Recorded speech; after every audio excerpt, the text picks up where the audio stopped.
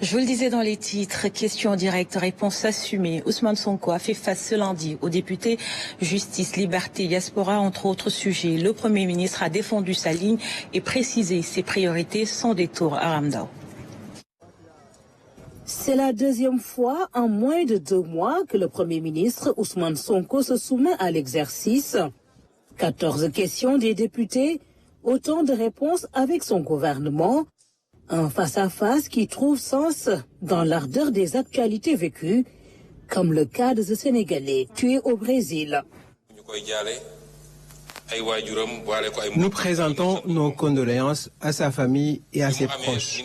Nous compatissons à leur douleur. La ministre des Affaires étrangères s'est saisie de la question dès le début et a pris toutes les mesures diplomatiques qu'il fallait. Les autorités brésiliennes ont coopéré. Le policier qui a tiré a été arrêté. Nos autorités consulaires ont également été reçues par la partie brésilienne qui a déroulé le film des événements. Donc nous suivons l'affaire de très près. Cela n'empêche, comme nous le disons toujours, de rappeler aux compatriotes de respecter les droits et règlements des pays d'accueil. Une mise au point en appelant une autre. En Mauritanie, le sort des Sénégalais interpelle.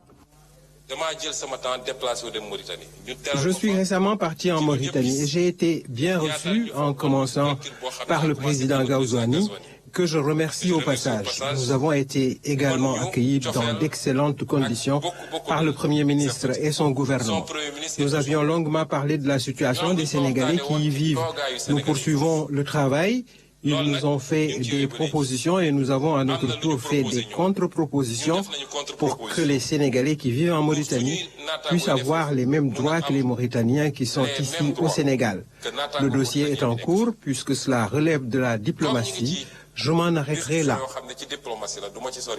Les actualités de ces derniers mois au Sénégal, les députés ont comme ressorti leur une préférée, le cas des licenciements, les policiers dont les contrats sont arrivés à terme, la liberté d'expression. L'article 10 de la Constitution d'Afane. Chacun a le droit d'exprimer et de diffuser librement ses opinions par la parole, la plume, l'image, la marche pacifique, pourvu que l'exercice de ces droits ne porte atteinte ni à l'honneur, ni à la considération d'autrui, ni à l'ordre public. Moi, je vais vous dire une chose. Je ne me suis jamais intéressé à ces questions. On m'accuse à tort de m'impliquer dans les actions judiciaires en cours. Mais retenez une chose, je n'ai jamais fait arrêter quelqu'un. Le ministre de la Justice en est témoin. Je découvre les convocations et arrestations à travers la presse, comme tout le monde. Et à partir de maintenant, je vais assumer, m'impliquer, car il faut que les dérives cessent. Mais sur ces questions-là, je vous dis qu'à partir d'aujourd'hui, j'assume. Parce que man, s'il vous plaît.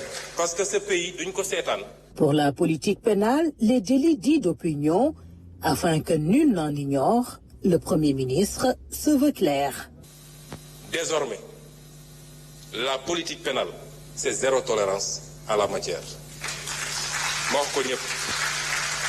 Sur le fondement de la Constitution de la République du Sénégal, diffusion de fausses nouvelles, ce sera zéro tolérance dans ce pays. Que chacun assume. On vous garantit à tout le monde la liberté d'expression. Mais on ne vous garantit pas ce qui va suivre après.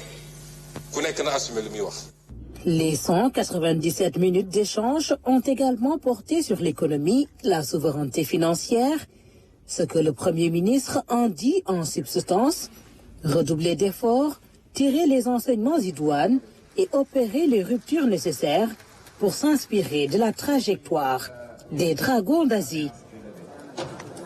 Autre point abordé, les finances publiques. Le Premier ministre Ousmane